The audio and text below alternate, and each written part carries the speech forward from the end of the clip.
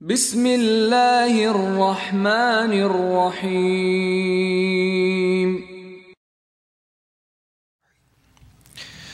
اعوذ باللہ من الشیطان اللعین الرجیم لا حول ولا قوة الا باللہ العلی العظیم بسم اللہ الرحمن الرحیم الحمدللہ رب العالمین بارئ الخلائق اجمعین والصلاة والسلام على اشرف الانبیاء والمرسلین صاحب الحوض والکوثر والتاج والمغفر والخطبة والمنبر والوجه الانور والخد الاقمر والجبین الازہر والعصب الاطہر والنصب الاشہر النبی الأمی المکی المدنی القرشی الہاشمی الابتعی البتہی التہامی العجازی العربی الرسول المسدد المصطفى الامجد المحمود الاعمد مولانا مولا الكونين جد الحسن والحسين ابي القاسم محمد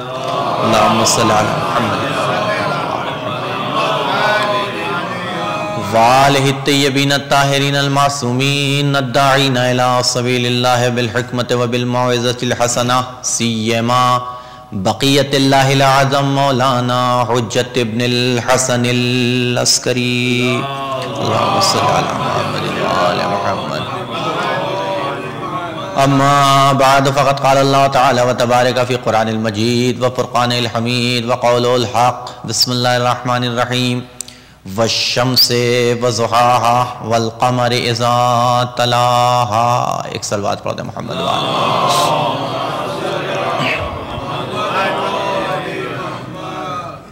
وقت کافی ہو چکا ہے اور مختصر سے وقت میں انشاءاللہ اس آیت کے ذیل میں کچھ باتیں آپ حضرات تک پہنچانا ہے آپ حضرات کی توجہات مبذول ہوں تو زیادہ آسانی ہوگی ایک صلوات پڑھ دیں محمد وآل محمد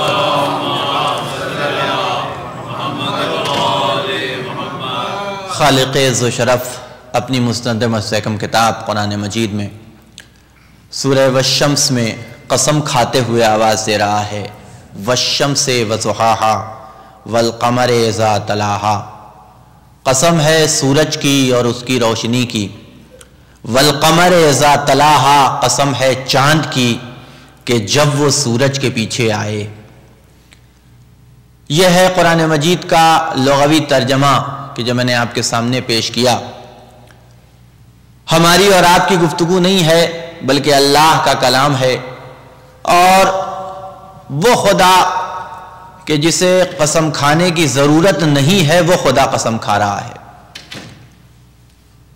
ہم بھی اور آپ بھی قسم کھاتے ہیں اور ہمارے اور آپ کے قسم کھانے کا عنوان یہ ہوتا ہے کہ کوئی بھی انسان اگر قسم کھاتا ہے تو ایک مقصد اس کے پیچھے پوشیدہ ہوتا ہے وہ یہ ہوتا ہے کہ ہر انسان اعتبار دلانے کے لیے قسم کھاتا ہے ہم قسم کھائیں چاہے آپ قسم کھائیں صرف ایک مقصد ہوتا ہے کہ سامنے والے کو ہماری بات کا اعتبار آ جائے اللہ کو اعتبار دلانے کی ضرورت نہیں ہے اسے اس بات کی ضرورت نہیں ہے کہ سامنے والا اعتبار کرے اور پرواہ بھی نہیں ہے کہ اعتبار کرو چاہے نہ کرو جو ہم کہہ رہے ہیں وہی صحیح ہے اور آپ غور کیجئے گا اللہ کو اعتبار دلانے کی ضرورت بھی نہیں ہے کیوں اس لیے کہ قسم کھائی جاتی ہے اعتبار دلانے کے لیے کافر کو اللہ پہ یقین نہیں ہے مومن کو قسم کھانے کی ضرورت نہیں ہے بھئی ہے کہ نہیں کافر خدا لاکھ قسم کھائے چونکہ وہ خدا ہی کو نہیں مانتا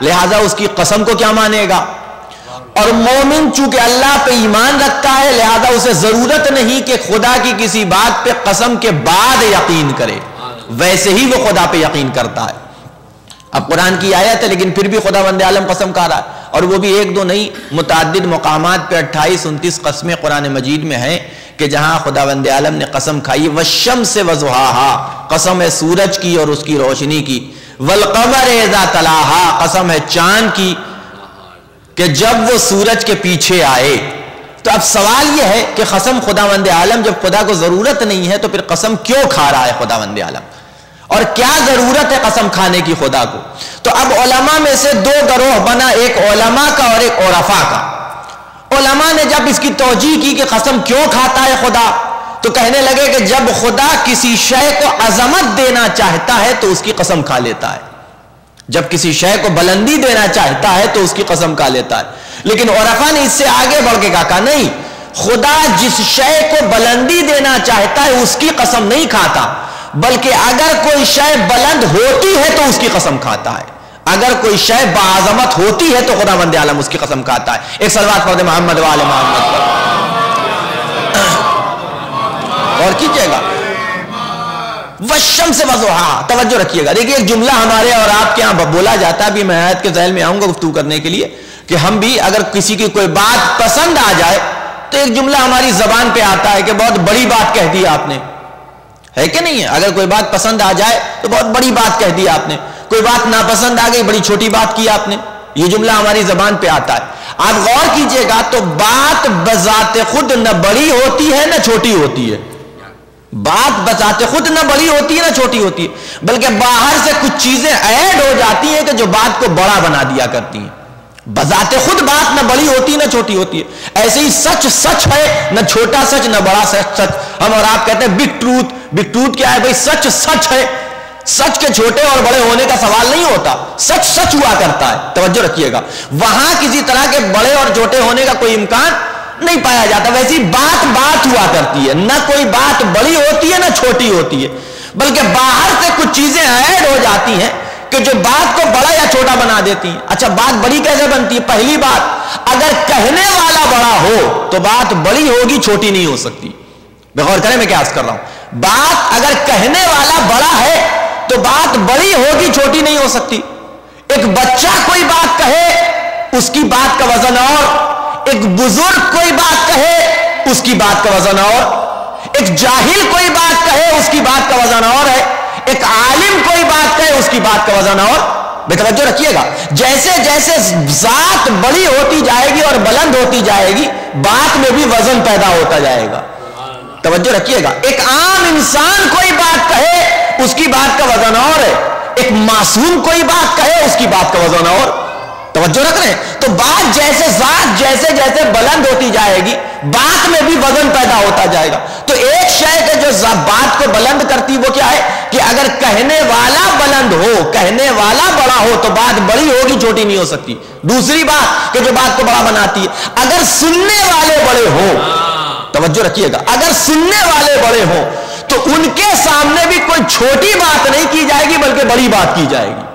غور کریں آپ، ایک بچے سے جب آپ گفتگو کرتے ہیں تو آپ کا انداز تخاطب اور ہوتا ہے، لیکن جب ایک بڑے سے گفتگو کرتے ہیں تو آپ کا گفتگو کرنے کا انداز اور ہوتا ہے. جاہل سے بات کریں گے تو بات اور ہوگی، عالم سے بات کریں گے تو بات اور ہوگی. جیسا مخاطب ہوگا، جیسا سننے والا ہوگا، اسی اعتبار سے آپ کو بات میں وزن پیدا کرنا پڑے گا. اور کیجئے گا، ہر بات ہر ایک سے نہیں کی جاتی. جاہل سے کوئی اور بات کی جاتی ہے، عالم سے کوئی اور بات کی جاتی ہے کہ نہیں ہے؟ اب ایک جاہل سے گفتگو کر رہے ہیں تو بات میں وہ بات نہیں ہوگی کہ جو آپ عالم سے کرنے میں جو انداز اختیار کرتے ہیں، جو طریقہ کار اختیار کرتے ہیں. تو دو طریقہ کہ اگر کہنے والا بڑا ہو تو بات بڑی ہوگی، سننے والا بڑا ہو تو بات بڑی ہوگی. تیسرا طریقہ کہ بات یہ دیکھی جاتی ہے کہاں کہاں سے جا رہا ہے، وہ جگہ کون سی ہے. اگر وہ جگہ بلند ہوگی تو بلند جگہ سے بلند بات کی جاتی ہے، چھوٹی بات نہیں کی جاتی. غور کریں آپ، میں فرش مجلس پہ بیٹھ کے، زمین پہ بیٹھ کے، نیچے بیٹھ کے کوئی بات کہوں اس بات کا وزن اور ہے، منبر پہ آ کے کوئی بات کہوں اس بات کا وزن اور. غور کر رہے ہیں آپ، ہر جگہ سے ہر بات نہیں کی جاتی. جو بات میں فرش پہ بیٹھ کے کر سکتا ہوں اس منبر پہ بیٹھ کے نہیں کر سکتا. کیوں؟ اس لیے کہ اگر جگہ بلند ہو گئی تو اب بڑی ہی بات کی جائے گی، کوئی چھوٹی بات نہیں کی جا سکتی. توجہ رکھیے گا، کیونکہ جگہ بلند ہو گئی. تو تین باتیں ہیں کہ جو بات کو بڑا بناتی ہیں. پہلی بات، کہنے والا بلند ہو تو بات بڑی ہوگی، سننے والے اگر بلند ہو تو بات بڑی کی جائے گی، جگہ بلند ہو تو بات بڑی کی جائے گی. چوتھی بات کہ جو بات کو وزن دیتی ہے وہ یہ ہے کہ اگر قسم کھا کے کہی جائے کوئی بات اگر قسم کھا کے کہی جائے، روان شناسوں کا یہ دیا ہوا نظریہ ہے کہ جو بات قسم کھا کے کہی جائے وہ بڑی ہوگی، چھوٹی نہیں ہو سکتی. توجہ رکھیے گا، چھوٹی بات کے لیے کوئی باشعور آدمی قسم نہیں کھاتا، بلکہ کسی بڑی بات کا یقین دلانا ہوتا ہے تب قسم کھائی جاتی ہے کہ نہیں ہے؟ آپ غور کریں، کریں. تو یہ 4 باتیں ہوئی. پہلی بات، کہنے والا بڑا ہوگا تو بات بڑی ہوگی، سننے والے بڑے ہوں گے تو بات بڑی ہوگی. وہ جگہ جہاں سے کہی جا رہی ہے اگر وہ جگہ بلند ہوگی تو بات بڑی ہوگی. چوتھی بات، قسم کھا کے جو بات کہی جا رہی ہے تو اگر قسم کھا کے کوئی بات کہی جائے گی تو بات بڑی ہوگی، چھوٹی نہیں ہو سکتی. اب آپ کی سمجھ میں آیا کہ کائنات کے سب سے بڑی بات کیا ہے. میں ابھی گفتگو جو آپ کے اسپیکر کر کے گئے اسی سے وابستہ ہو رہا ہوں. کائنات کی سب سے بڑی بات کا نام ہے حدیث قصہ. میں توجہ رکھیے گا. کائنات کی کہنے والا کون؟ اللہ جل جلالہ، اس سے بڑا کوئی نہیں. غور کریں آپ. سننے والے کون؟ ملائکہ، بزم ملائکہ، اس سے زیادہ محترم اور باعظمت بزم کوئی نہیں.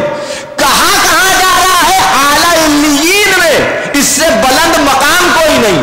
اور وہ بھی قسم کھا کے، وعزتی وجلالی انی ما خلقت السماء مبنیا ولا ارض مدحیا ولا قمر منیرا ولا فلک یدور ولا بحر یجری ولا فلک یسری الا لاجلکم ومحبتکم هؤلاء الخمسة الذین هم تحت الکسا. ایک صلوات پڑھ محمد و آل محمد پر. متعدد قسمیں خداوند عالم نے قرآن میں کھائی ہیں. قرآن کی ساری قسمیں ایک طرف، حدیث قصہ کی یہ 2 قسم ایک طرف.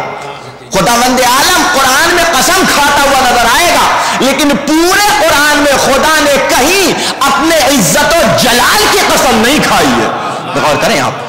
کہیں سورج کی قسم کھاتا ہوا نظر آئے گا، کہیں چاند کی قسم کھاتا ہوا نظر آئے گا، لیکن کہیں خدا عزت و جلال کی قسم کھاتا ہوا نظر نہیں آئے گا.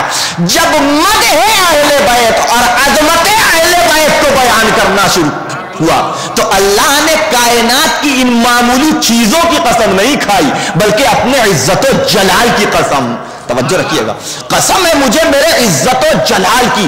وما خلقت السماء مبنیا، میں نے آسمان کا شامیانہ نہیں لگایا. ولا ارض مدحیا، میں نے اس زمین کا فرش نہیں بچھایا. ولا قمر مضیا، میں نے اس قمر کو روشنائی نہیں بخشی. ولا شمس مضیا، میں نے اس سورج کے اندر نور نہیں دیا. ولا بحر یجری، میں نے اس سمندروں کے اندر روانی نہیں پیدا کی. ولا فلک یسری، اور نہ میں نے اس فلک کو گردش، نہ اس فلک کو گردش دی. ولا فلک یسری الا لاجلکم، اور اگر یہ سب کیا ہے تو ان کے لیے کہ جو آج چادر کے نیچے ہیں. ایک صلوات پڑھ محمد و آل محمد پر. اور کریں اب غور کریں. اب یہ آیت کہ جسے میں نے آپ کے سامنے عنوان کلام قرار دیا، 2 آیتیں سورہ والشمس کی. خداوند عالم یہاں 2 قسمیں کھا رہا ہے تو متعدد قسمیں جسے میں نے عنوان بنایا. والشمس وضحاها، قسم ہے سورج کی اور اس کی روشنی کی. والقمر اذا تلاها، قسم ہے چاند کی جب وہ سورج کے پیچھے آئے. مفسرین کو پریشانی ہو گئی اس بات میں کہ چاند و سورج میں یہ کمال کہاں سے پیدا ہوا کہ خدا ان کی قسم کھائے. بے توجہ رکھیے گا، ہے کہ نہیں. سورج میں یہ کوالٹی کہاں سے آ گئی کہ خدا سورج کی قسم کھا رہا ہے. چاند میں یہ ہنر کہاں سے پیدا ہو گیا کہ خدا چاند کی قسم کھا رہا ہے. تو نتیجہ یہ نکلا کہ علماء نے یہ اور مفسرین نے یہ بیان دیا کہ نہ وہ سورج مراد ہے کہ جو ہمیں فلک پہ نظر آتا ہے، نہ وہ چاند مراد ہے کہ جو ہر شب ہمیں نظر آتا ہے.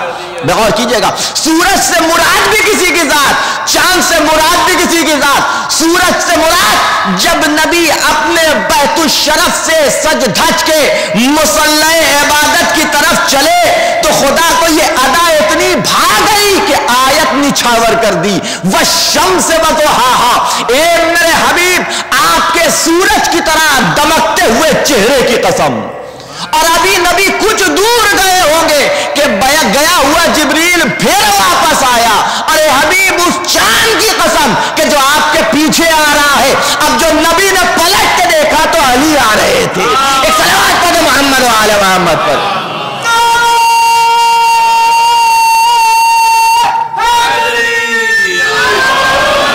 توجہ رکھیے گا. مولا کائنات آ رہے تھے تو سورج سے مراد نبی کی ذات کو لیا گیا. علی ابن ابی طالب کا چاند. ترجمہ جو کیا جائے قرآن کا تو یہی ہوگا کہ قسم ہے سورج کی اور اس کی روشنی کی، قسم ہے چاند کی کہ جب وہ سورج کے پیچھے آئے. مولا کائنات کو چاند کہا گیا، رسول خدا کو سورج کہہ کے مخاطب کیا گیا. اور عجیب بات یہ ہے کہ مسلمان بھی جھگڑا کرتا ہے تو چاند کے مسئلے میں کرتا ہے. سورج کے معاملے میں جھگڑتا ہوا کوئی نہیں نظر آئے گا. غور کیجئے گا, ہر مسلمان کوئی اس بحث کرتا ہوا نظر نہیں آئے گا کہ یہ بحث کرتا ہوا دکھائی دے کہ سورج نکلا کہ نہیں نکلا. توجہ رکھیے گا, جب بھی معاملہ ہوتا ہے تو چاند کے معاملے میں ہوتا ہے کہ 29 کا ہے کہ 30 کا ہے, پہلی ہوئی کہ نہیں ہوئی. جو بھی جھگڑا کرتا ہوا نظر آئے گا وہ چاند کے معاملے میں. اچھا یہ بتائیے, یہ چاند پہلی ہوئی کہ نہیں ہوئی یہ طے کیسے ہوتا ہے؟ 29 کا تھا 30 کا تھا, پتہ کیسے چلتا ہے؟ یہ پتہ چلتا ہے 14ویں کے چاند سے. جب 14ویں کا چاند نکل آتا ہے تو پتہ چل جاتا ہے کہ بھئی چاند 14ویں رات کو پورا ہوتا ہے, اس سے پہلے نہیں پورا ہو گیا. اب اگر ہم جسے پہلی سمجھ رہے تھے ایک دن پہلے 14 ہو گئی اور چاند پورا ہو گیا, تو پتہ چلا کہ جسے ہم پہلی سمجھ رہے تھے وہ پہلی نہیں تھی. غور کریں, اب 14ویں رات کا چاند کنفرم کرتا ہے کہ جسے ہم پہلی سمجھ رہے تھے کہ وہ نہیں تھی. علی ابن ابی طالب کے معاملے میں جتنا جسے جھگڑا کرنا ہو جھگڑا کر لے کہ پہلے تھے کہ نہیں تھے. ابھی اہل بیت کا 14ویں کا چاند پردے میں آئے گا تو بتائے گا. ایک صلوات پڑھ محمد وآل محمد پر. اور کریں آپ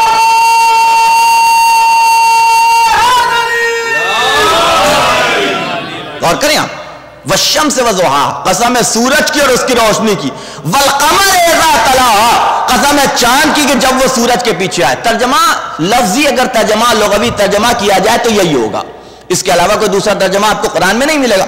سورج کی قسم اور اس کی روشنی کی قسم, چاند کی قسم کہ جب وہ سورج کے پیچھے آئے, توجہ رکھیے گا, پیچھے آئے یعنی بعد میں آئے, پہلے نہ آئے, بلا فصل آئے, مگر توجہ رکھیے گا وہ سورج کے. اچھا لیکن یہاں دو عنوان ہیں, ایک عنوان جانشینی اور ایک عنوان ایمان. ایک عنوان جانشینی اور ایک عنوان ایمان. اگر جانشینی کے اعتبار سے دیکھا جائے تو بے شک علی ابن ابی طالب نبی کے بعد, لیکن جانشین ہمیشہ بعد میں آتا ہے, خلیفہ ہمیشہ بعد میں آتا ہے. لیکن اگر ایمان کے اعتبار سے دیکھا جائے تو جو عمر نبی کے ایمان کی ہے وہی عمر علی ابن ابی طالب کے ایمان کی. اب یہاں بات کا تصور نہیں ہے, اب یہاں بعد کا تصور نہیں پایا جاتا. جو عمر نبی کے ایمان کی وہی عمر علی ابن ابی طالب. اس لیے کہ کائنات کا کوئی ایک بھی جھوٹا مورخ بھی قبل بعثت نہ نبی کے دامن پہ بت پرستی کا دھبا دکھا سکا, نہ علی ابن ابی طالب کے دامن پہ دکھا سکا. غور کیجئے گا, کسی کے دامن پہ قبل بعثت کوئی 40 سال بعد مسلمان ہو رہا ہے, کوئی 50 سال بعد مسلمان ہو رہا ہے, لیکن قبل بعثت بھی نہ علی ابن ابی طالب کے دامن پہ بت پرستی کا دھبا نظر آیا, نہ رسول کے دامن پہ. میری بات پہ یقین نہ ہو تو علامہ فخر الدین رازی صاحب کتاب تفسیر الکبیر, ان سے پوچھ لیجئے, امام ہے مسلمانوں کے, انہیں امام کا لقب دیا گیا. فخر الدین رازی بہت بڑا عالم دین ہے, تفسیر لکھی جس کا نام ہے تفسیر الکبیر, اور بہت بڑی تفسیر ہے. پڑھنے والے نے ان کی کتابوں کا مطالعہ کیا, پڑھنے کے بعد آ گیا ان کے پاس اور آگے کہنے لگا کہ جناب والا میں نے آپ کی کتابیں پڑھی. کہا اچھا, کہ میں نے کتاب جو پڑھی تو آپ نے صحابہ کا بھی تذکرہ کیا, علی ابن ابی طالب کا بھی. دیکھیں میں آپ کو کہیں لے جانا چاہتا ہوں, اس مقصد سے یہ گفتگو شروع ہوئی ہے کہ آپ نے صحابہ کا بھی تذکرہ کیا ہے اور علی ابن ابی طالب کا بھی. کہا کیا تو ہے, لیکن جب آپ صحابہ کا تذکرہ کرتے تو عنوان اور ہے, لیکن جب علی ابن ابی طالب کا تذکرہ کرتے تو عنوان اور.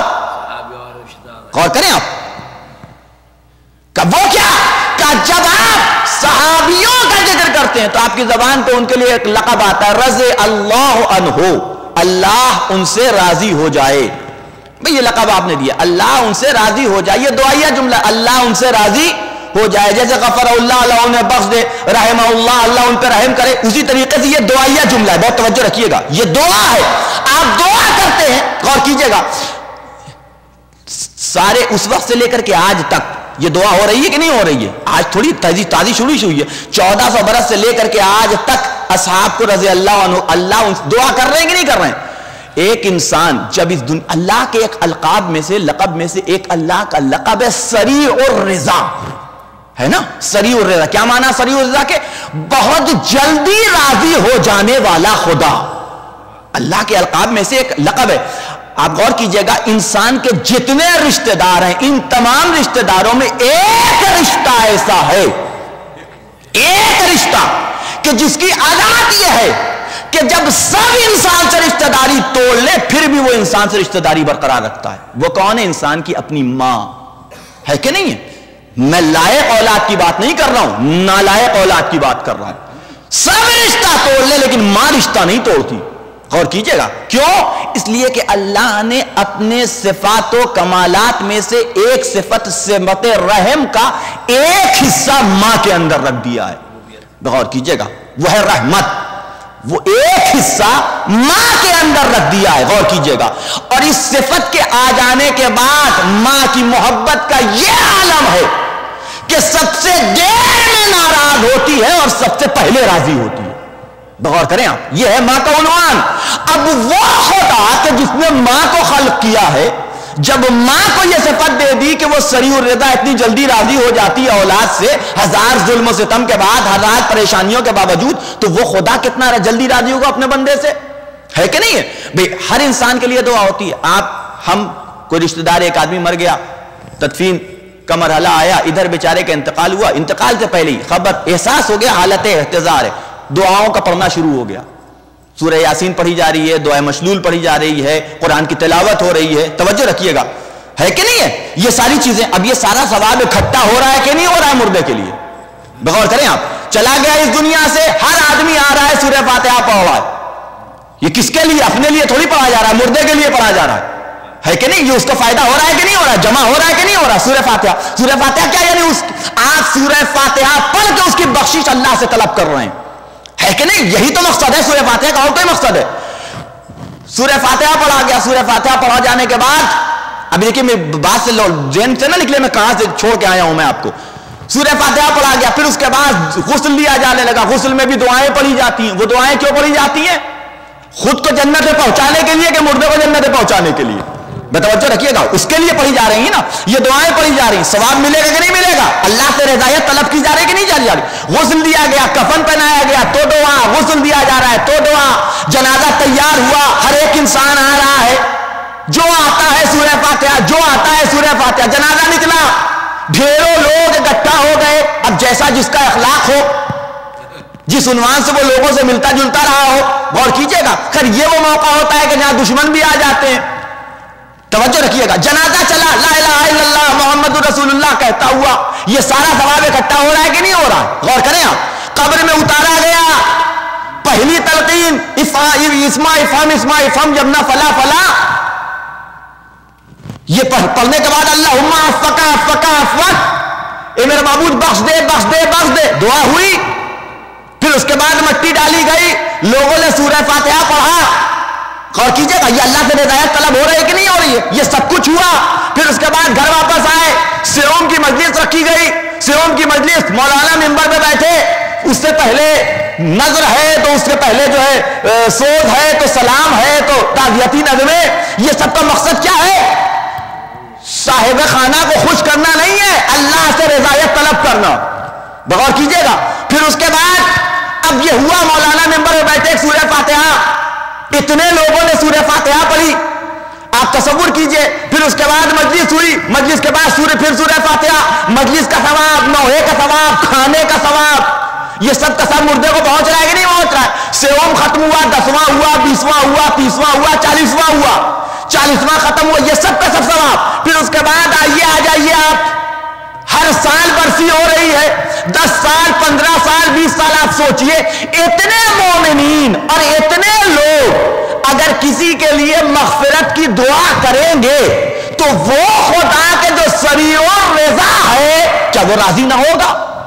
بے توجہ رکھیے گا میں کیا کر رہا ہوں. وہ راضی نہ ہوگا؟ کیوں نہ راضی ہوگا؟ وہ تو بلا وجہ بھی معاف کر دیتا ہے. غور کیجئے گا، اس کی رحمت سے کچھ دور نہیں کہ اگر ایمان سلامت لے کے میری بارگاہ میں آ گئے تو صحیح پٹ پٹا کے صحیح جنت میں چلے جاؤ گے. غور کیجئے گا، یہ اللہ کا لطف کرم ہے کہ نہیں ہے؟ غور کیجئے گا. اب آپ سوچئے کہ آپ کے لیے 20 سال 25 سال 30 سال سے دعا ہو رہی ہو خدا راضی ہو جائے، جس کے لیے 1400 برس سے لے کر کے آج تک مسلمانوں کا اتنا بڑا جرگہ دعا کر رہا ہوں اللہ اس سے راضی ہو جائے، کیا خدا اس سے راضی نہ ہوگا؟ خدا کی قسم راضی ہو جاتا. اگر نبی کہہ کے نہ گئے جس سے فاطمہ راضی اس سے خدا راضی. توجہ رکھیے گا. ایک صلوات پڑھیں محمد و آل محمد پر. ہے کہ نہیں؟ 1400 برس سے لے کر کے آج تک دعا ہو رہی. یہ دعائیہ جملہ، یعنی اس کا مطلب یہ ہے کہ ابھی تک اللہ کی رضایت کنفرم نہیں ہے. بغور کیے تبھی تو دعا ہو رہی ہے. یہی وجہ ہے کہ ہم اہل بیت کو علیہ السلام کہتے ہیں، رضی اللہ نہیں کہتے. بغور کیجئے گا. لیکن ذرا سا رک جائیے، یہ بھی تھوڑا سا مسئلہ اتنا آسان نہیں ہے. علیہ السلام جیسے رضی اللہ دعا ہے ویسے ہی علیہ السلام بھی دعا ہے. بھئی یہ بھی تو دعا ہی ہے، اس کے علاوہ تو کچھ ہے نہیں. جیسے رضی اللہ عنہ اللہ ان سے راضی ہو جائے، علیہ السلام کا مطلب کیا ہوتا ہے؟ اللہ ان پر سلامتی ہو. تو یہ بھی تو دعا ہے. فرق کیا ہوا دونوں کے درمیان میں؟ ہے کہ نہیں؟ جیسے رضی اللہ وہ دعا ہے اللہ کی رضایت کے لیے طلب کیا جا رہا ان کی رضا، ویسے علیہ السلام یہ بھی دعا ہے.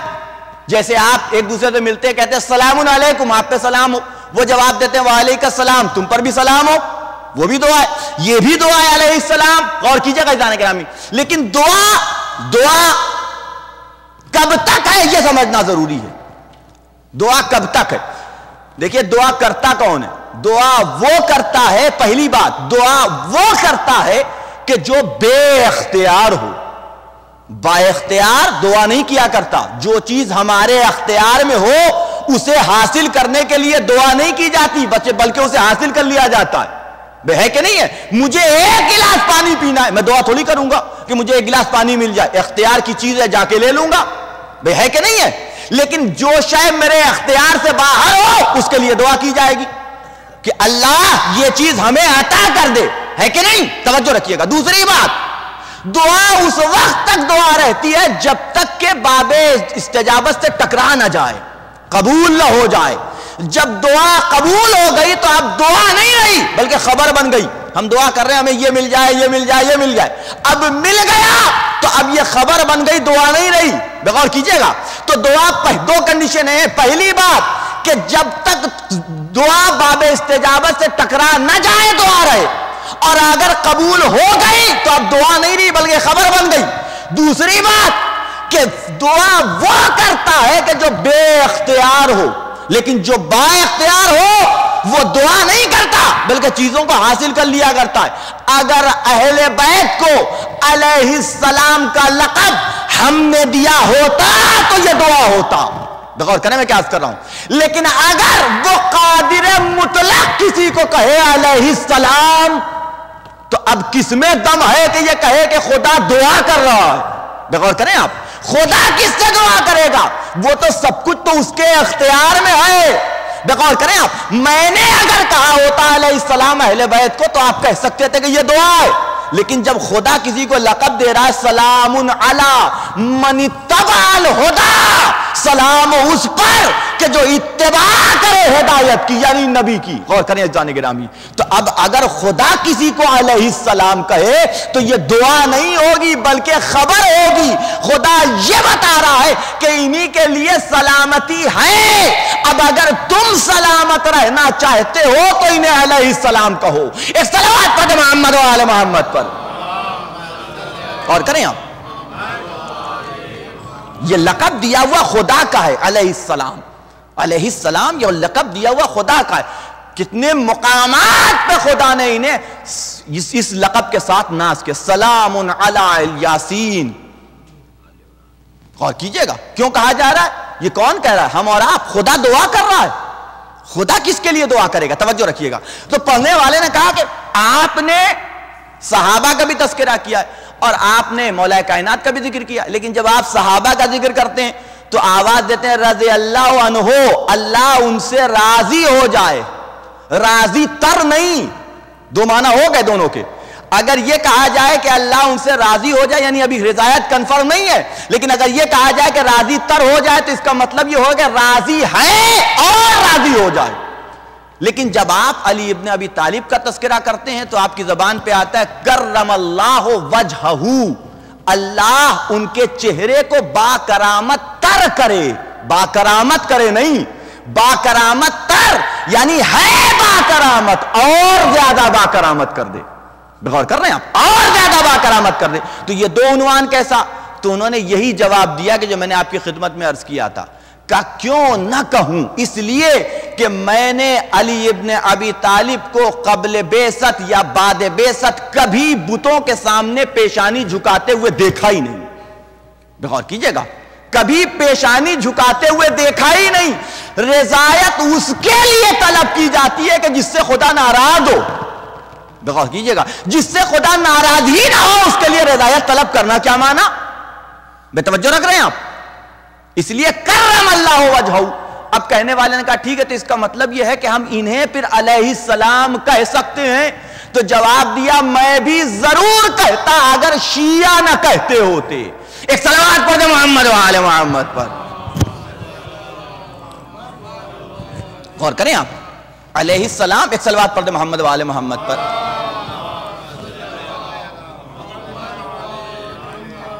میں بھی ضرور کہتا. تو میں اپنی بات کی طرف پھر واپس لوٹوں. تو یہاں دو عنوان ہیں، ایک عنوان جانشینی اور ایک عنوان ایمان. جانشینی کے اعتبار سے دیکھا جائے تو مولا کائنات بے شک علی ابن ابی طالب رسول کے بعد، اور اگر ایمان کے عنوان سے دیکھا جائے تو جو عمر نبی کے ایمان کی ہے وہی عمر علی ابن ابی طالب کے ایمان کی. یہاں فرق نہیں پایا جاتا. نبی کو سورج کہہ کے پکارا جا رہا ہے، علی ابن ابی طالب کو چاند. سورج، چاند وہ ہے کہ جو سورج کے غروب ہوتے ہی نکلے، بلا فاصل، فاصلے کے ساتھ نہیں. غور کریں میں کیا عرض کر رہا ہوں. اب ایک یہاں پہ ایک اہم ترین بات آیت کے ذیل میں، نبی کو کہا گیا ہے سورج، علی ابن ابی طالب کو کہا گیا ہے چاند. تشبیہ دی گئی ہے نا، یہ تشبیہ، شباہت، یعنی نبی کو سورج سے تشبیہ دی گئی، علی ابن ابی طالب کو چاند سے تشبیہ دی گئی. ایک سوال اٹھتا ہے یہاں کے اوپر کہ تشبیہ کس سے کس کو دی جا سکتی ہے؟ آپ غور کریں. دیکھیے ہمیشہ ادنا کی تشبیہ اعلیٰ سے دی جاتی ہے، کبھی بھی اعلیٰ کی تشبیہ ادنا سے نہیں دی جاتی ہے کہ نہیں؟ بھئی ہر ماں اپنے بیٹے کو یوسف سے ملاتی ہے کہ میرا بیٹا یوسف جیسا خوبصورت. حسین اور حسن اگر ملاتی کسی سے تو یوسف جیسا خوبصورت. کیوں؟ اس لیے کہ یوسف اعلیٰ ترین مثال ہیں حسن کی، لہذا شباہت دی جا رہی کس سے؟ جناب یوسف سے. غور کریں آپ، چہرے پہ اگر ذرا سا نور آ گیا تو شباہت دی جاتی ہے آفتاب سے کہ آپ کا چہرہ تو چاند کی طرح سے چمک رہا ہے، آپ کا چہرہ چاند کی طرح سے چمک رہا ہے. توجہ رکھیے گا. تو اب ہر ادنا کی مثال اعلیٰ سے دی جاتی ہے، ہر ادنا کی تشبیہ اعلیٰ سے، لیکن کبھی بھی اعلیٰ کی تشبیہ ادنا سے نہیں دی جاتی. غور کریں آپ، کبھی آپ نے دیکھا ہے کہ اعلیٰ کی تشبیہ ادنا سے دی گئی ہو؟ کسی ماں نے اپنے بچے کو کہا کہ میرا بچہ جو افریقی سے ملتا جلتا ہے؟ کوئی نہیں ملے گا. کیوں؟ ہمیشہ اعلیٰ کی، ادنا کی مثال اعلیٰ سے دی جاتی ہے. تو اب یہاں پہ جو کہا جا رہا ہے مولا کائنات سورج ہیں، چاند ہیں، اور علی ابن رسول خدا جو ہیں وہ سورج ہیں، ان کو سورج سے تشبیہ دی جا رہی ہے، ان کو چاند سے تشبیہ دی جا رہی ہے. تو سوچنے والا سوچ نہ سکتا تھا کہ نبی کو کہا جا رہا ہے سورج، تو اب یا تو نبی سورج کے برابر یا نبی سے سورج سے کمتر ہے کہ نہیں؟ سوچنے والا سوچ سکتا ہے کہ نہیں سوچ سکتا ہے؟ علی ابن ابی طالب کو کہا جا رہا ہے چاند، تو یا تو لیکن ادنا کی تشبیہ ہمیشہ اعلیٰ سے دی جاتی ہے، یہ اصول ہے. غور کریں آپ کیا کر رہا ہوں میں کیا عرض کر رہا ہوں. تو یا تو نبی یا تو علی ابن ابی طالب چاند کے برابر، کم سے کم چاند کے برابر، اعلیٰ ہونے کا سوال نہیں اٹھتا. توجہ رکھیے گا، یہ بات ذہن میں آ سکتی تھی، اسی لیے خدا نے جہاں نبی کو سورج سے تشبیہ دی، علی ابن ابی طالب کو چاند سے تشبیہ دی، وہی مقام معجزہ میں یہ بھی کروا کے دکھا دیا کہ اے نبی چاند کے 2 ٹکڑے کر کے دکھا دو، اور اے علی سورج کو پلٹا کے بتا دو کہ یہ ہم سے افضل نہیں ہیں، ہم ان سے افضل ہیں. توجہ رکھیے گا، ہے کہ نہیں؟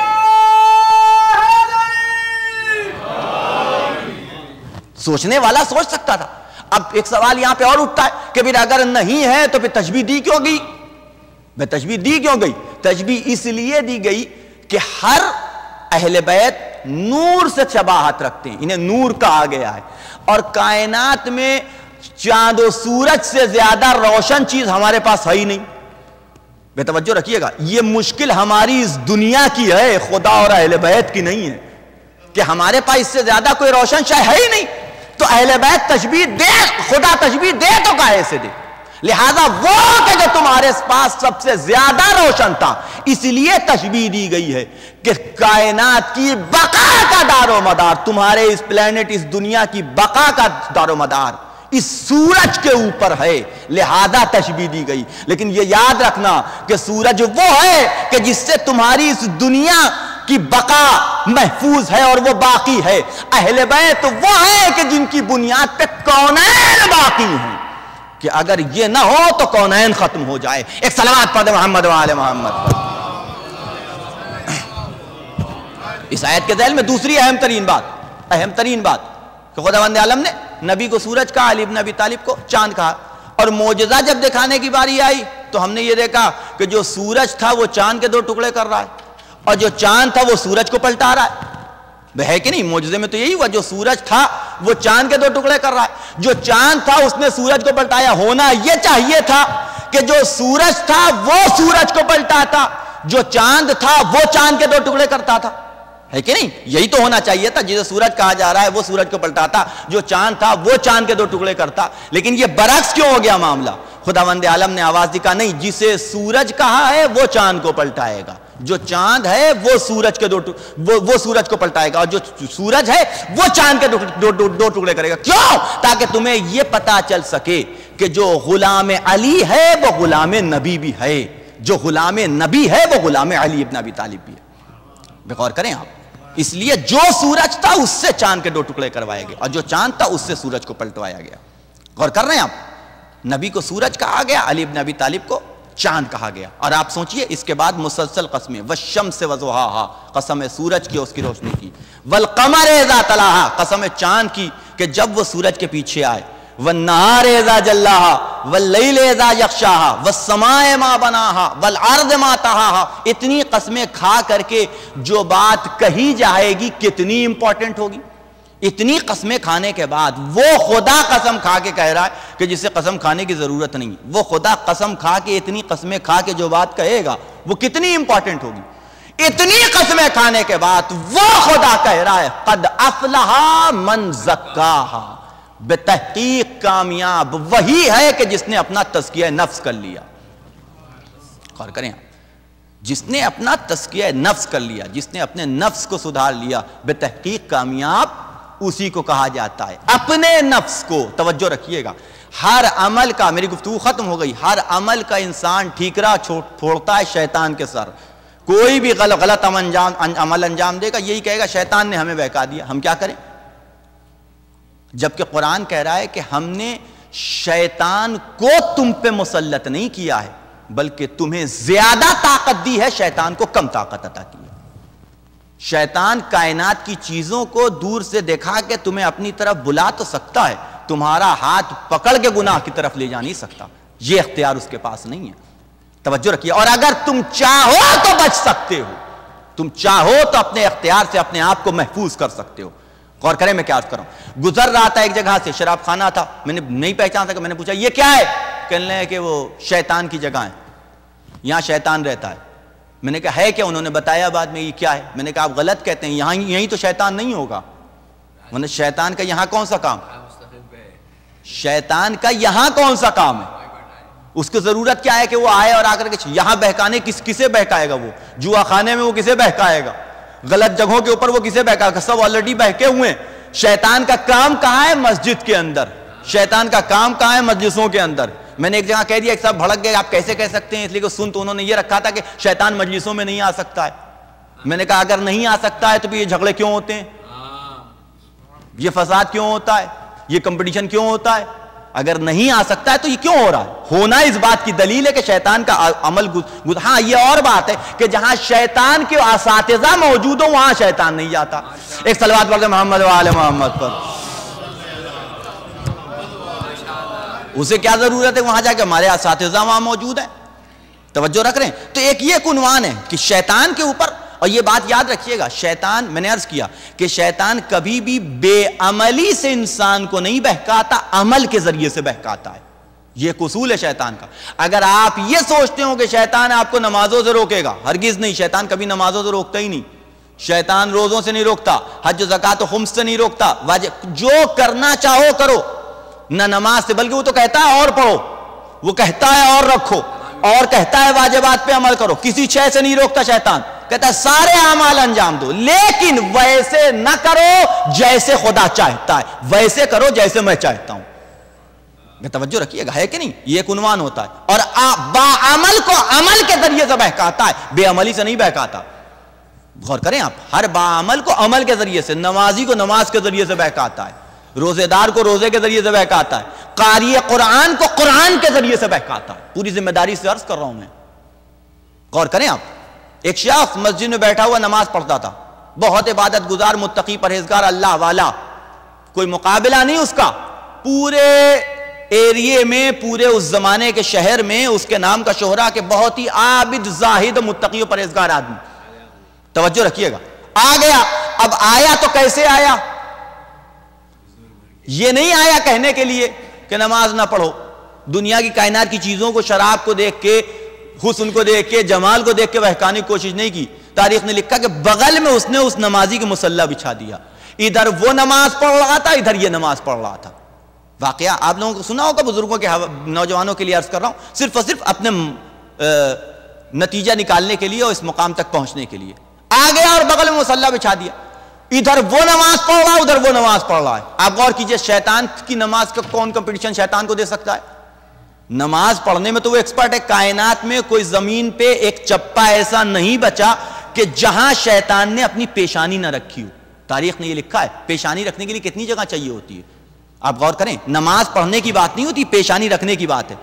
جملہ ہے کہ کائنات کا کوئی ایک چپا، زمین کا کوئی ایک چپا ایسا نہیں ہے کہ شیطان نے جہاں اپنی پیشانی نہ رکھی ہو. بغور کریں آپ، اتنی عبادتیں کرنے والا، اسے کتنی پریکٹس ہوگی نماز پڑھنے کی. اب وہ بغل میں نماز پڑھ رہا ہے، بیچارہ یہ عبادت گزار بھی نماز پڑھ رہا ہے. اس نے دیکھا کہ یہ تو مجھ سے بڑا عابد کون پیدا ہو گیا. بے توجہ رکھیے گا، اتنا بڑا عابد، مجھ سے بڑا عبادت کرنے والا کون پیدا ہو گیا. میرا ہی شوہرہ تھا، یہ نیا کہاں سے آ گیا. اب وہ کہ جو اب تک نماز پڑھ رہا تھا چھوڑ کے نماز بیٹھ گیا، اس انتظار میں کہ جب اس کی نماز ختم ہوگی تب بات کروں گا. لیکن وہ ہے کہ اب آج ختم ہو رہی ہے، نہ کل ختم ہو رہی ہے، مسلسل نماز پہ نماز، نماز پہ نماز، عبادت پہ عبادت، وقت ہی نہیں دے رہا. کیوں؟ اس لیے کہ وہ یہ چاہتا ہے کہ پورے طریقے سے شیشے میں اتار لو.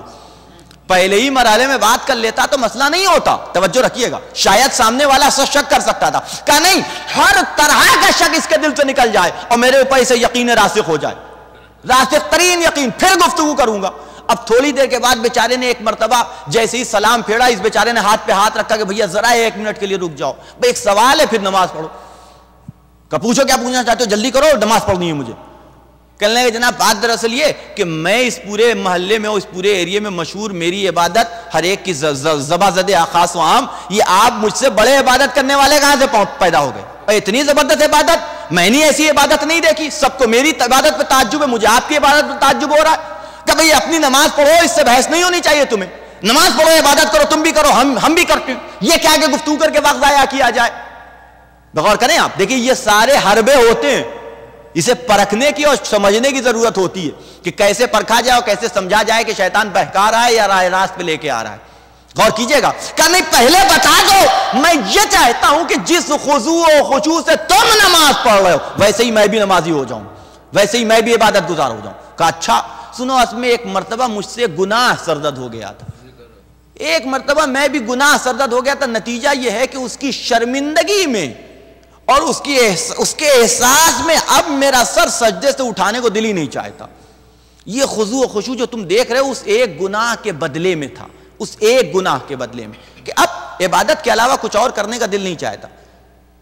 یہ کہہ کے وہ نماز میں مشغول ہو گیا. اس نے نہیں کہا کہ جا کے گناہ کر لو، بس ان کے ذہن میں بھی ہے کہ ایسے ہی خضوع و خشوع میرے پاس بھی ہونا چاہیے، ایسی عبادت میں بھی کروں. اب غور کیجئے گا، دیکھیے علامات ایمان میں سے اور مومن کی علامتوں میں سے ایک علامت ہے کہ اتقوا فراست المومن فإنہ ینظر بنور اللہ. مومن کی زیرکی سے ڈرو کیونکہ وہ اللہ کے نور سے دیکھتا ہے. مومن کو بیوقوف نہیں بنایا جا سکتا، جو بن جائے وہ مومن ہونے میں اس کو دیکھنا چاہیے کہ واقعا مومن ہے کہ نہیں ہے. مومن کبھی بیوقوف نہیں بن سکتا. توجہ رکھیے گا، نہ اسے خاموش رہنا اور ہے، جان بوجھ کے خاموش رہنا اور ہے. جو جان بوجھ کے خاموش رہ جائے اسے متین کہتے ہیں، اسے بیوقوف نہیں کہتے. توجہ رکھیے گا. لیکن بیوقوفی میں اور بغیر سمجھے بوجھے عمل کرنے کے بعد کسی جسے کہنا چاہیے کہ شعبدے کا شکار ہو جانا، اسے کہا جاتا ہے بے وقوف بننا. تو مومن کو کوئی بے وقوف نہیں بنا سکتا. یہ بات کی اس نے، نتیجہ کیا نکلا؟ پہنچ گئے ایک کوٹھے کے اوپر، دروازہ کھٹکھٹایا، وہ عورت باہر نکلی، کہا آپ یہاں؟ پورے محلے میں مشہور تھے عبادت کے اعتبار سے، متقی پرہیزگار اللہ والے، اسے بڑی حیرت ہوئی کہ یہ میرے دروازے پہ کیا کر رہے ہیں، آپ میرے دروازے پہ کہاں سے آ گئے؟ اتنے متقی و پرہیزگار، کہنے لگے بھئی تجھے پیسہ چاہیے، میں تجھے دینے کو تیار ہوں۔ کہا نہیں، آپ جیسا شخص میرے دروازے پہ آیا ہے تو اس وقت تک میں آپ کے حکم کی تعمیل نہیں کروں گی جب تک وجہ نہیں بتائیں گے کہ آپ یہاں آئے کیسے، مجھے بڑا تعجب ہے، توجہ رکھیے گا۔ اب مجبور ہو گئے تو بتایا کہ بھئی یہ مسئلہ ہے، کہا ٹھیک ہے آپ کہتے ہیں جو، میں کرنے کو تیار ہوں، لیکن اس سے پہلے میری ایک شرط ہے۔ کہ وہ کیا؟ کہ جائیے مسجد میں دیکھ کر کے آئیے کہ جن صاحب کو آپ چھوڑ کے آئے تھے وہ ابھی مسجد میں ہیں کہ نہیں ہیں، اگر ہوں تو آئیے، جو کہیے گا ہم کرنے کو تیار ہیں، اور اگر نہیں ہیں تو سمجھ لیجئے گا شیطان ہے۔ اب یہ واپس ہے، اس کا تو کام ہو گیا تھا، وہ تو اپنا بوریا بستر تبلیغی جماعت کی طرح سمیٹ کے جا چکا تھا۔ اب یہ واپس آئے تو دیکھا واقعاً غائب، مسجد خالی ہے، کوئی نہیں، سمجھ گئے کہ یہ شیطان تھا، عبادت میں مشغول ہو گئے۔ ادھر اللہ نے ملک الموت کو حکم دیا، اے ملک الموت جاؤ اس عورت کی روح قبض لو، قبل اس کے کہ اس سے کوئی دوسرا گناہ سرزد ہو۔ اور ادھر اپنے زمانے کے نبی جناب موسیٰ کو حکم ہوا، اے موسیٰ جاؤ، میری ایک کنیز نے اس دنیا سے رحلت کی ہے، اپنے ہاتھوں سے غسل و کفن کا انتظام کرو اور اس کی تدفین کرو، اس کی نماز پڑھاؤ۔ آپ غور کیجئے، کیوں؟ ایک عمل تھا لیکن اتنا وزن تھا کہ ایک عابد کی پوری زندگی کی عبادتوں کو اس ایک عمل نے بچا لیا۔ غور کیجئے گا، تو جتنا ثواب اس عابد کو ملا اس سے 2 برابر ثواب اس مومنہ کو مل گیا۔ کہ اللہ جسے اپنی کنیز کہہ دے، اس سے بڑھ کے اور اس کے لیے لقب کیا ہو سکتا ہے؟ ایک صلوات پڑھ دیں محمد و آل محمد پر۔ غور کریں آپ کس طریقے سے شیطان نے، آپ غور کیا نا کہ عمل کے ذریعے سے بہکاتا۔ تو شیطان، میں نے عرض کیا فمن قد افلح من زکاہا، تو شیطان کو اللہ نے اختیار نہیں دیا ہے، لیکن جس شے کو اللہ نے سب سے خطرناک بتایا ہے اور ائمہ معصومین نے، اسے کہا جاتا ہے نفس امارہ۔ یہ ہمارا نفس ہے کہ جو انسان کو گناہ کی طرف لے جاتا ہے، خطا کی طرف لے کے جاتا ہے۔ بس میری گفتگو ختم ہو گئی۔ اگر اس پہ کنٹرول کر لیا جائے، ان تمایلات پہ، ان خواہشات پہ، تو انسان اپنے آپ کو اس لائق بنا سکتا ہے کہ واقعاً اللہ کا بندہ کہلا سکے۔ بس میری گفتگو ختم ہو گئی۔ اور اہل بیت کی جو ڈیمانڈ ہے اپنے چاہنے والوں سے وہ یہی ہے کہ ایسے بن کے دکھاؤ کہ تمہیں دیکھ کر کے ہم پہچانے جائیں، ہماری شناخت ہو۔ اللہ اکبر۔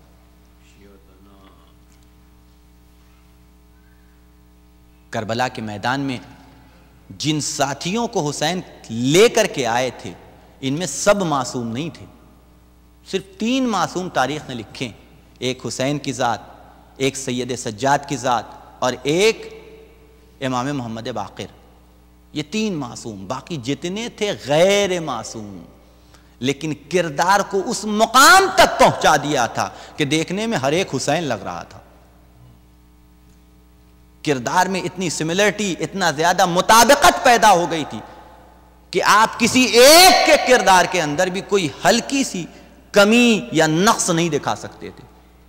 حسین جیسا قصیدہ پڑھ رہا ہے، حسین جیسا قصیدہ پڑھ رہا ہے کہ جیسے اصحاب مجھے ملے، نہ میرے نانا رسول خدا کو ملے، نہ میرے بابا علی مرتضیٰ کو ملے، نہ میرے بھائی حسن مجتبیٰ کو ملے، اللہ نے جیسے اصحاب مجھے دیے اور کائنات کے سامنے پیش بھی کر دیا کہ دیکھو ہم نے کیسے صحابی پائے، پہچنوا دیا۔ یہ نہ سمجھنا کہ یہ نادانی میں اور لا علمی کی بنیاد پہ ہمارے ساتھ آ گئے، نہیں، ایسا نہیں ہے، یہ ہمیں معرفت رکھتے ہوئے ہمارے ہمراہ ہیں۔ اے میرے جانشارو، دیکھو یہ جو لوگ آئے ہیں، ان کو یہ ہمارے خون کے پیاسے ہیں، انہیں تم سے کوئی سروکار نہیں ہے، جاؤ، چلے جاؤ، اتنی دور چلے جاؤ کہ جب میری آواز استغاثہ بلند ہو تو تمہارے کانوں تک نہ پہنچے۔ میں نے تمہاری گردنوں سے قلادہ بیعت اتار لیا، لیکن ایک ایک جانثار اپنی جگہ بیٹھا ہوا ہے، خاموشی کے ساتھ آواز دی حسین نے، شاید تمہیں اس دن کی چراغ کی روشنی میں جاتے ہوئے شرم آ رہی ہے تو لو چراغ بجھا دیا جاتا ہے، تاریکی میں چلے جاؤ، اندھیرے میں چلے جاؤ۔ چراغ بجھا دیا گیا، تھوڑی دیر خاموشی چھائی رہی، اب جو دوبارہ چراغ جلایا گیا تو سارے اصحاب اپنی جگہ بیٹھے تھے، لیکن البتہ آنکھوں میں آنسو بھرے ہوئے تھے، اور ایک ایک ہاتھوں کو جوڑ کے آگے بڑھ رہا تھا کہ اے مولا، کیا ہم اسی دن کے لیے آپ کے ساتھ آئے ہیں کہ جب آپ پہ وقت پڑ جائے ہم آپ کو تنہا چھوڑ دیں؟ حبیب نے ہاتھوں کو جوڑا، کیا ایک دوست کا یہی فریضہ ہے کہ دوسرے دوست کو نرغہ آدھا میں اکیلا چھوڑ دے؟ قاسم نے ہاتھوں کو جوڑا، اے چچا، کل اگر بابا سوال کریں گے تو میں کیا جواب دوں گا؟ علی اکبر نے ہاتھوں کو جوڑا، اے بابا ذرا اتنا بتا دو، کیا جوان بیٹے کا یہی فریضہ ہے کہ بوڑھے باپ کو نرغہ آدھا میں اکیلا چھوڑ دے؟ عباس نے ہاتھوں کو جوڑا، اے میرے مولا ذرا یہ بتاؤ، کیا میرے بابا نے اللہ سے اسی دن کے لیے خدا سے مانگا تھا کہ جب تمہیں وقت پڑے ہم اکیلا چھوڑ دیں؟ حسین نے ہاتھوں کو بلند کیا، اے میرے معبود، میرے جانثاروں کو جزائے خیر دینا۔ یہ ایک منظر، وہاں سے اٹھے حسین بہن کے خیمے میں آئے، وہ بہن کہ جو 2 محرم سے دیکھ رہی ہے کہ یزید کے لشکر پہ لشکر آ رہے ہیں، ایک کثیر فوج ہے کہ جو حسین کو قتل کرنے کے لیے آمادہ ہے، حسین کے جانشار بڑے تھوڑے سے ہیں، آئے حسین بیٹھ گئے، اور ایک مرتبہ بہن نے عجیب سوال کیا، اے بھیا تمہارے جانشار بڑے تھوڑے سے ہیں، لیکن ذرا یہ بتاؤ کیا تمہیں اپنے جانشاروں کی وفا پہ اعتبار ہے؟ اے بھیا کیا اپنے جانشاروں کا تم نے امتحان لے لیا؟ حسین نے آواز دی کہ اے بہن، جیسے جانشار مجھے ملے نہ میرے نانا کو ملے، نہ میرے بابا کو ملے، نہ میرے بھائی کو ملے۔ اسی اسنا میں ایک جانشار تھا کہ جو زینب کے خیمے کا تلایا پھر رہا تھا، کانوں میں آواز پہنچی، مولا کا جواب سن کے تو دل کو تسکین ہوئی، لیکن بیوی کے شک کی بنیاد پہ آیا اصحاب کے خیمے میں، آواز دی، اے حسین کے جانشاروں، یہاں کیا بیٹھے ہوئے ہو؟ ارے تمہاری زندگی پہ خاک ہو، اس لیے کہ شہزادی کو ہماری وفا پہ اعتبار نہیں۔ تلواریں میان سے باہر نکل آئیں، آئے خیمے کے دروازے پہ، اے فضہ، شہزادی کو ہمارا سلام کہنا اور کہہ دینا، یا تو ہماری وفا پہ اعتبار کر لے یا حکم دے ہم اپنے ہاتھوں سے اپنی گردنیں کاٹ کے خندق میں ڈالنے کو تیار ہے۔ میں ہاتھوں کو جوڑ کے عرض کروں گا، اے حسین کے جانشاروں، ارے اس وقت اپنی وفا کا یقین دلا رہے، ذرا بعد اثر آ کے دیکھو، یہی زینب ام کلثوم ہے، بے مقنا و چادر، دیار بدیار پھرایا جا رہا ہے، نہ کوئی کتے اپنے والا، نہ کوئی ان بیبیوں کو انا للہ و انا الیہ راجعون۔ فسيعلم الذين ظلموا أي منقلب ينقلبون۔ اللهم بحق محمد وأنت المحمود، وبحق علي وأنت الأعلى، وبحق فاطمة وأنت فاطر السماوات، وبحق الحسن وأنت المحسن، وبحق الحسين وأنت قديم الإحسان، وبحق أئمة التسعة الطاهرين من ذرية حسين عليه السلام۔ ربنا تقبل منا إنك أنت السميع العليم، ربنا آتنا في الدنيا حسنة وفي الآخرة حسنة وقنا عذاب النار۔ حضرات ایک مرتبہ سورہ فاتحہ اور 3 مرتبہ سورہ اخلاص کی تلاوت فرما کر ام زہرا بنت محمد علی، محمد عباس ولد مرتضیٰ حسین، سید مصطفیٰ حسین ولد سید محمد جواد کی روح کو ہدیہ فرما دیں۔ بسم اللہ الرحمن الرحیم۔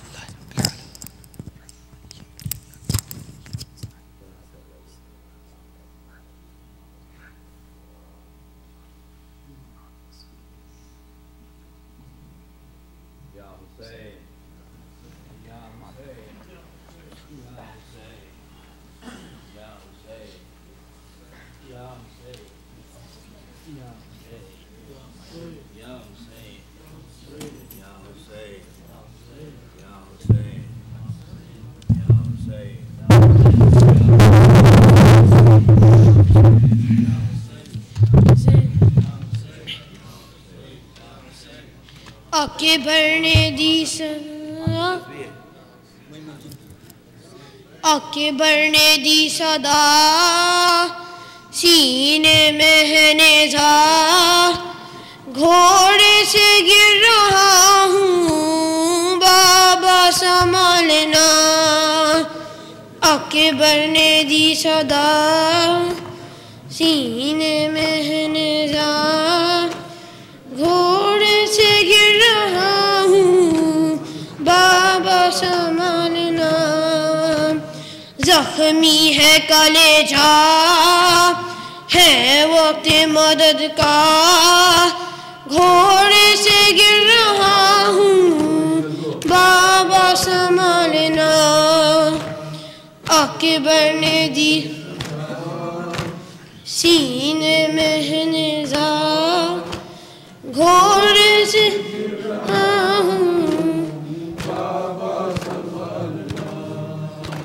सूखी हुई ज़बान है गलबा है प्यास का इस हाल में कहाँ तलब करता बाला विगा मजबूर हूँ बाबा अब वक्त ये आया घोड़े से गिर रहा हूँ बाबा संभालना अकबर ने दी सदा सीने में है नेज़ा घोड़े से गिर रहा हूँ बाबा बाबा ये जख्म आप से देखा न जाएगा नेज़ा निकालते हुए मुँह अपना फेरना है दर्द गज़ब का दम होठों पे आया घोड़े से गिर रहा हूँ बाबा संभालना अकबर ने दी सदा सीने में है नेज़ा घोड़े से गिर रहा हूँ बाबा संभालना हाँ ये खबर ख़याम में देना ना बाबा जान मर जाएगी फूफी मेरी मर जाएगी वो माँ है वक्त क़ज़ा का आ जाओ खुदारा घोड़े से गिर रहा हूँ बाबा संभालना अकबर ने दी सीने में है नेज़ा घोड़े से गिर रहा हूँ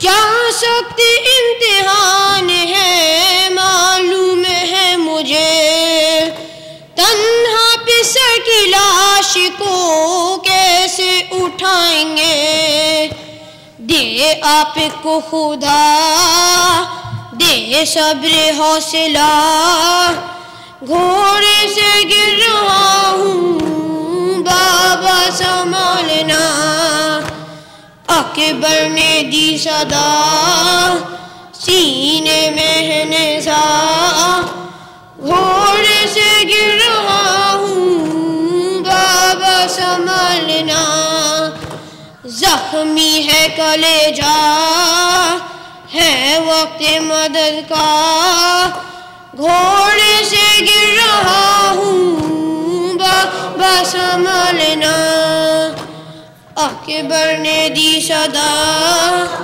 सीने में है नेज़ा घोड़े से गिर रहा हूँ बाबा संभालना या हुसैन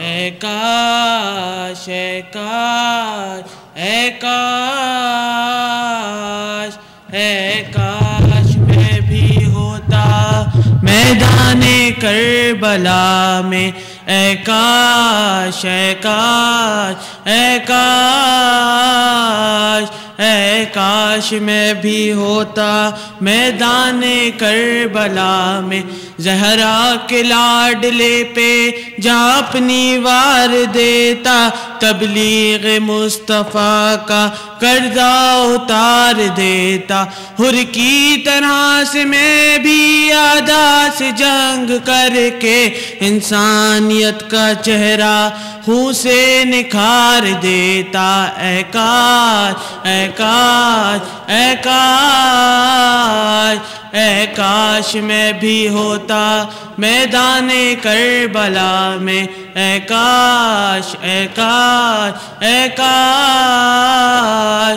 ऐ काश मैं भी होता मैदाने कर شے کی طرف جو بڑھتا وہ ہاتھ کاٹ دیتا، میدان جنگ سارا لاشوں سے بانٹ دیتا، جز موت اور کہیں بھی جائے امان ملتی، دل زندگی سے سب کا ایسا اچاٹ دیتا، اے کاش اے کاش اے کاش اے کاش میں بھی ہوتا میدان کربلا میں، اے کاش اے کاش اے کاش اے کاش میں بھی ہوتا میدان کربلا میں، نسل یزیدیت کو ایسا سبق سکھاتا، نام و نسب بھی اپنا ہر فرد بھول جاتا، سفیانیت کی ایسی مٹی خراب ہوتی، تا حشر پھر نہ کوئی نمرود سر اٹھاتا، اے کاش اے کاش اے کاش اے کاش میں بھی ہوتا میدان کربلا میں، اے کاش اے کاش اے کاش اے کاش میں بھی ہوتا میدان کربلا میں، مولا بجبر قسمت دل میں رہی یہ حسرت، حاصل ہوئی نہ مجھ کو سرمایہ شہادت، اشک عزا کی بارش کرتی رہیں گی آنکھیں، سینہ زنی کروں گا اس غم میں تا قیامت، اے کاش اے کاش اے کاش اے کاش میں بھی ہوتا میدان کربلا میں، اے کاش اے کاش اے کاش اے کاش میں بھی ہوتا میدان کربلا میں، یا حسین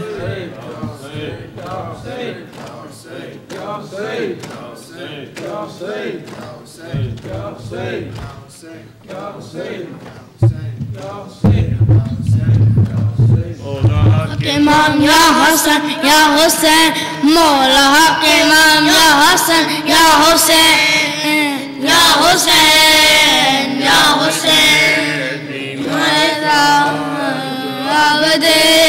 بیمار تھا چلنے سے جو لاچار تھا، جلنے سے جو لاچار تھا، شام کا بازار کا اور مصطفیٰ کی بیٹیا، مولا حق امام یا حسن یا حسین، مولا حق امام یا حسن یا حسین یا حسین یا حسین، شبیر کی وہ لاڈلی، شبیر کی وہ لاڈلی، سینے پہ جو شاخ پلی، سینے پہ جو شاخ پلی، جس کی ہوا بن میں جلی، منہ پر روا جو کے نشان، مولا حق امام یا حسن یا حسین، مولا حق امام اللہم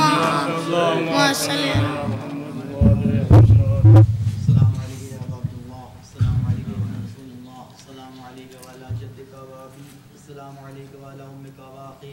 السلام علیکم وعلی معصوم بنیک، السلام علیکم جمیعا ورحمۃ اللہ وبرکاتہ، السلام علیکم یا غریب الغرباء، السلام علیکم یا معین الضعفاء والفقراء، السلام علیکم یا شمس الشموس، السلام علیکم یا انیس النفوس، السلام علیکم یا مدفون بارض طوس، السلام علیکم یا مغیث شیعۃ الزوار فی یوم الجزاء، السلام علیکم یا ابا الحسن علی بن موسی الرضا ورحمۃ اللہ وبرکاتہ، السلام علیکم یا مولانا صاحب العصر والزمان، علمان علمان علمان، السلام علیکم یا شریک القرآن، السلام علیکم یا مظہر الایمان، السلام علیکم یا امام الانس والجان، السلام علیکم یا قاطع البرہان، السلام علیکم یا حجت اللہ، السلام علیکم یا ولی اللہ، السلام علیکم یا خلیفۃ اللہ، السلام علیکم یا امام زماننا هذا عجل اللہ تعالی فرجک وسأل اللہ تعالی مغفر ظہورک من اعمالک وانصاری، السلام علیکم جمیعا ورحمۃ اللہ وبرکاتہ۔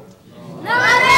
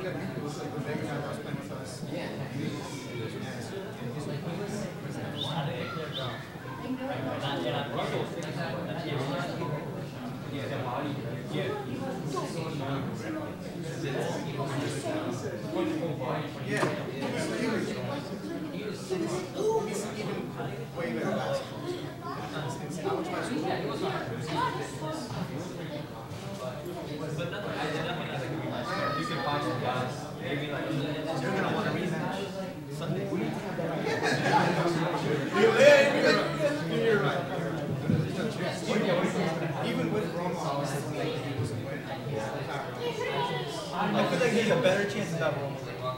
You know why? Because we're gonna play bad. Because I know how we're playing. Like just like we did the Vikings. I think it's all that dominate them.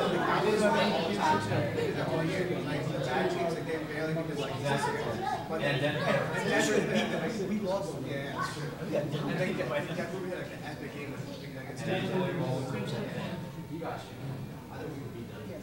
Yeah. Our defense is up there. That's a season one. Denver in a neutral field was cool. Yeah. Cold weather. The thing is, with I would love to play Big Man in that one. Oh man. with Denver and there's not one team that even the Cowboys were healthy going forward. The Cowboys have so from your point of view, In the playoffs, 19 games. especially like your stats figures, you have like larger teams are just nasty. You got Giants go over. well, like like now it's Win the like, Super Bowl. exactly now the I see the teams that barely make it are the ones that make the Super Bowl. No, but Oh yeah, but they got us last time. I hate the Cardinals if they knock this out, but Giants are just like that. They suck in the beginning of the season, and then the season goes on, they get better and better, and then they go to the playoffs. Team that gets top at the end of the season.